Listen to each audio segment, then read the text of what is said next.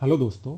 आप सभी का आपके अपने चैनल एडू मंत्रा 365 पर बहुत बहुत स्वागत है। हम और आप यहाँ 6 से 12 तक एनसीईआरटी की बुक्स, अलग अलग कंपटीशन एग्जाम की बेस्ट बुक्स अच्छे से साथ में पढ़ेंगे और डिस्कस करेंगे। आपकी जो भी परेशानी और सुझाव होंगे आप उन्हें कमेंट बॉक्स में ज़रूर लिखें। आप सभी से रिक्वेस्ट है कि चैनल को लाइक करें, सब्सक्राइब करें और ज़्यादा से ज़्यादा शेयर करें। चलिए तो शुरुआत करते हैं क्लास 6 की पॉलिटी की बुक्स के चैप्टर सेकंड से। आपको जैसा ऑलरेडी पता है, हमने फर्स्ट यूनिट अपने पिछले वाले वीडियो में कंप्लीट की है। अभी हम लोग चैप्टर सेकंड स्टार्ट करते हैं जिसका नाम है विविधता और भेदभाव। इंग्लिश में क्या है? Differences and prejudice. जैसा हमने लास्ट चैप्टर में भी डिस्कस किया और आप सभी जानते हो कि हमारी ज्योग्राफी और हिस्ट्री, इन सब का हमारे रहन सहन, खान पान, कौन सी भाषाएं हम बोलते हैं, क्या खाते हैं, इन सब चीज़ों के ऊपर बहुत ज़्यादा फर्क पड़ता है। अगर आप इंडिया में देखोगे तो बहुत ज़्यादा विविधता है।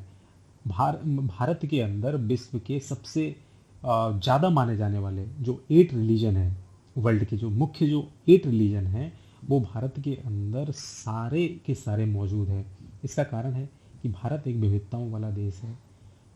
आप देखेंगे कि लगभग 1600 से ज़्यादा भाषाएं ऐसी हैं जो भारत में बोली जाती है और जो लोगों की मातृभाषा है, जो कि विविधता का एक बहुत ही अच्छा एग्जाम्पल है।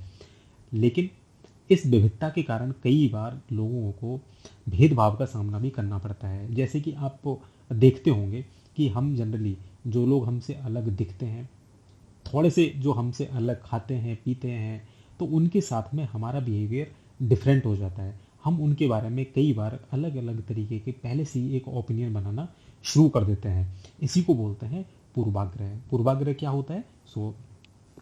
इसके अंदर हम क्या करते हैं, किसी दूसरे आदमी के बारे में कोई ना कोई अपने ही से एक राय बना लेते हैं और उसे अपने दिमाग में बिठा लेते हैं। धीरे धीरे वही जो राय है दूसरे आदमी के व्यक्ति में, वो पूर्वाग्रह का रूप धारण कर लेती है।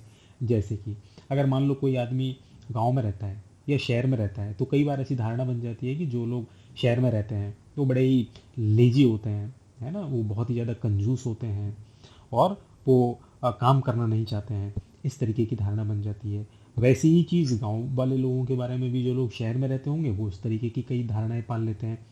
इन सब के कारण क्या होता है कि विविधता तो है, लेकिन इन सब के कारण एक नेगेटिव थिंकिंग भी धीरे धीरे आने लगती है। सो आपने कई बार देखा होगा कि अलग अलग धर्म को मानने वाले लोग जो होते हैं, उनको लेकर के हम पहले से कोई धारणा बना लेते हैं कि अरे ये इस धर्म को मानता है तो ये व्यक्ति ऐसा ही होगा। लेकिन ज़रूरी नहीं है। हर रिलीजन को बोलने वाले लोग अच्छे हो सकते हैं। उसी तरीके से कलर को देख करके हम रीजन्स को देख करके भी ऐसी एक धारणा बना लेते हैं। इनफैक्ट अगर आप देखोगे तो हम लैंग्वेज के बारे में भी ऐसी एक धारणा बना लेते हैं कि भाई जो आदमी इंग्लिश बोलता है वो अच्छा है, या कोई और दूसरी भाषा के बारे में ऐसा सोच लेते हैं।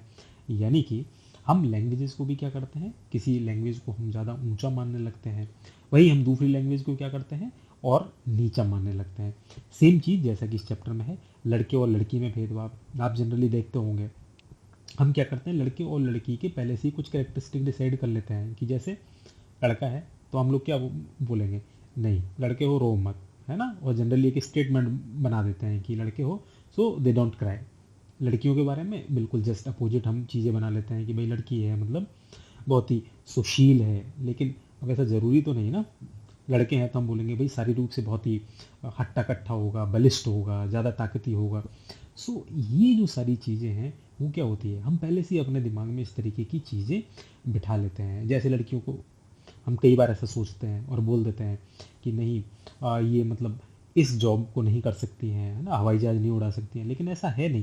तो ये सारी चीज़ें क्या हैं, हम बिना जाने बहुत सारी चीज़ों के बारे में और एक पहले से ही अपने दिमाग में इस तरीके के पूर्वाग्रह जो बना लेते हैं, एक धारणा बना लेते हैं लोगों के बारे में। जैसे अगर मान लीजिए आप इस बुक के अंदर देखोगे, सो कुछ लोग हैं जिनको अभी आजकल हम लोग दिव्यांग बोलते हैं, जो डिसेबल्ड हैं। आजकल ये टर्म यूज़ नहीं करते हैं डिसेबल्ड।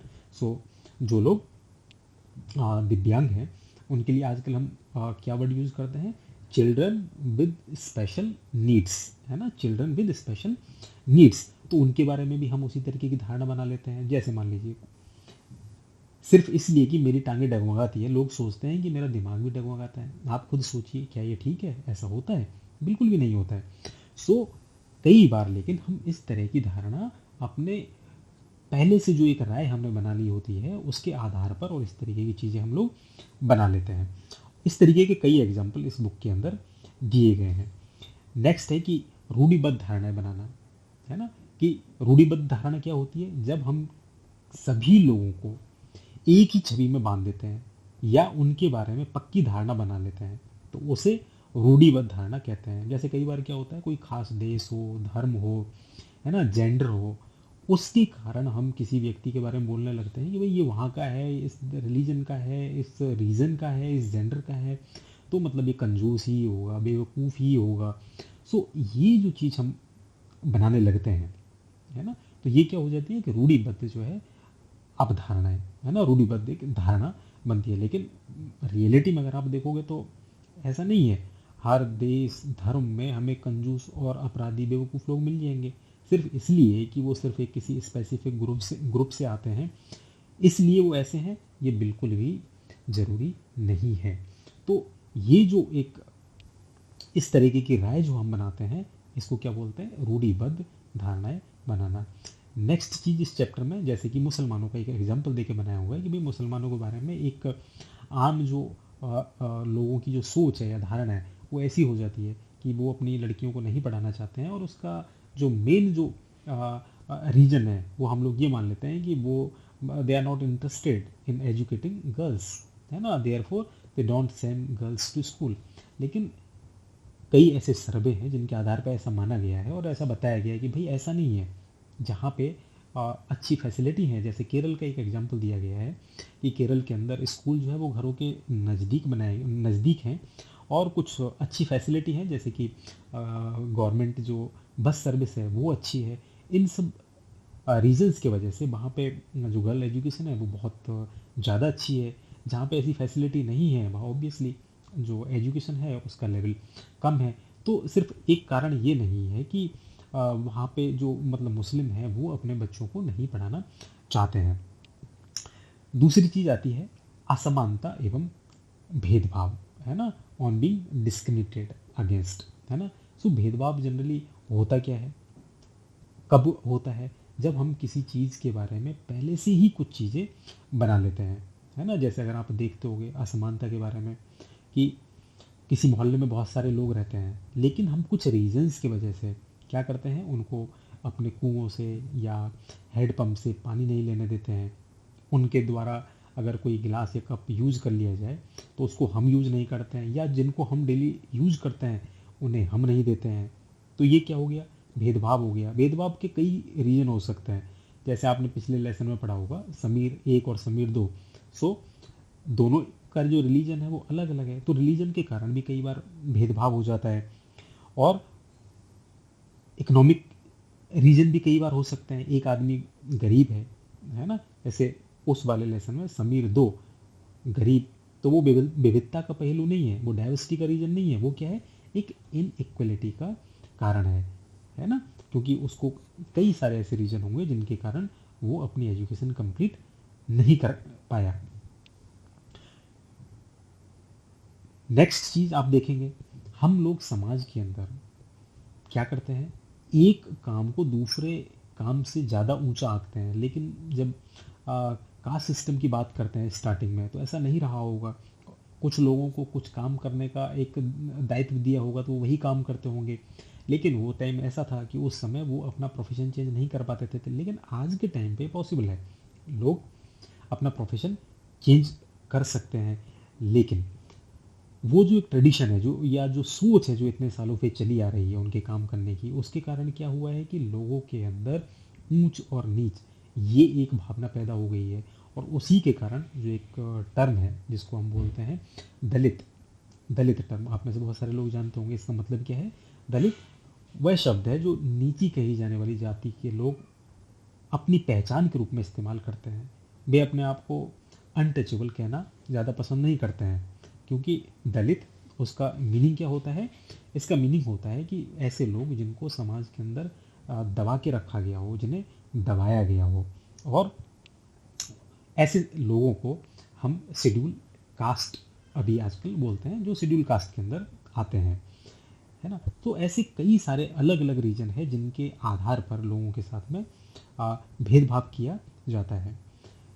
उसके अलावा अगर आप देखोगे तो डॉक्टर भीमराव अंबेडकर, उनके बारे में इस लेसन के अंदर बताया गया है, और एक अच्छे से एग्जाम्पल के साथ में उन्होंने इसको एक्सप्लेन किया है कि कैसे भीमराव अंबेडकर जी, जो कि हमारे भारत के संविधान के पिता और दलितों के सबसे बड़े नेता के रूप में जाने जाते हैं, उनको किस प्रकार से डिस्क्रिमिनेशन उन्होंने देखा है या उनको झेलना पड़ा है। तो ऐसा ही उन्होंने एक एग्जाम्पल दे करके बताया है कि एक बार वो अपने पिता से मिलने के लिए कहीं पे जाते हैं, और वहाँ जब लोगों को ये पता चलता है कि वो माहर, जो कि महाराष्ट्र के अंदर शेड्यूल कास्ट के अंदर ये जाति आती है जिनको अनटचेबल मानते थे, कि जैसे ही उन्हें ये पता चलता है कि ये व्यक्ति माहर कास्ट से है, तो कोई भी उनकी हेल्प नहीं करना चाहता है। वो घर जाने के लिए कोई भी बैलगाड़ी या कुछ हायर करना चाहते हैं, इनफैक्ट वो डबल पैसे देने को भी तैयार नहीं है।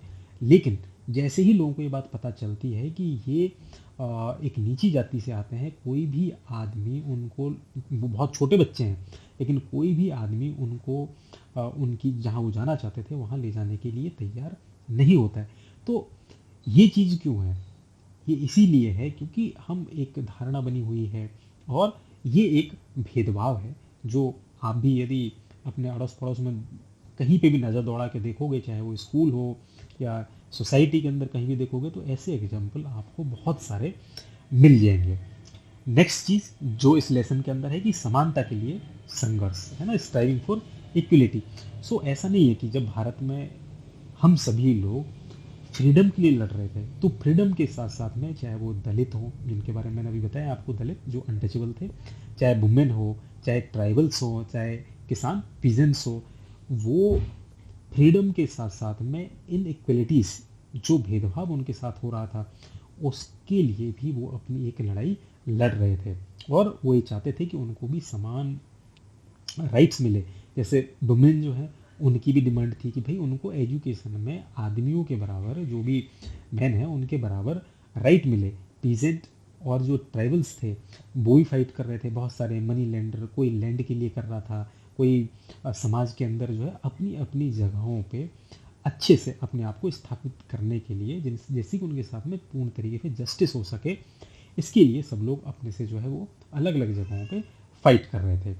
नेक्स्ट चीज़ जो इसके अंदर एक्सप्लेन की गई है वो यह है कि जब देश जो है वो आज़ाद हुआ और एक राष्ट्र बना, तो हमारे बहुत सारे ऐसे लीडर थे जो इन सारी बातों को अच्छे से समझते थे, और वो ये भी जानते थे कि देश को अगर आगे बढ़ाना है तो इन सभी चीज़ों को ख़त्म करना होगा। इसलिए उन्होंने इन सारी इनइक्वलिटीज़ पर विचार किया, सारी असमानताओं पर विचार किया, और संविधान को जो लोग लिख रहे थे उन्होंने इस तरीके के संविधान के अंदर प्रोविज़न भी किए ताकि लोग एक दूसरे के साथ भेदभाव नहीं कर सके। इसीलिए आज हमारे समाज में किसी के साथ में छुआछूत करना ये कानूनी तौर पे अपराध है, और कानूनी तौर पे इसको ख़त्म कर दिया गया है। लोग अपनी पसंद से अपना प्रोफेशन चेंज कर सकते हैं, चूज कर सकते हैं। सभी लोगों के लिए जितनी भी नौकरियां हैं वो हर व्यक्ति के लिए खुली हुई है।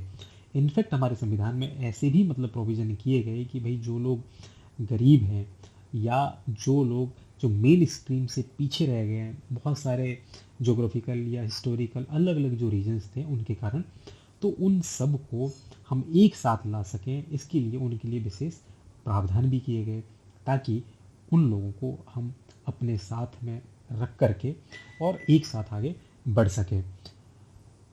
नेक्स्ट चीज़ अगर हम देखेंगे तो इन सभी चीज़ों पे हमारे जो संविधान का प्रस्तावना है जो इसके अंदर दिया गया है, अगर आप देखेंगे तो इसमें भी इन्हीं चीज़ों का जिक्र किया गया है कि भाई समानता, इक्वलिटी एक ऐसी चीज़ है जिसके लिए हमें लगातार निरंतर जो है वो फाइट करते रहना होगा, है ना, तभी आगे जो प्रोग्रेस है वो संभव है।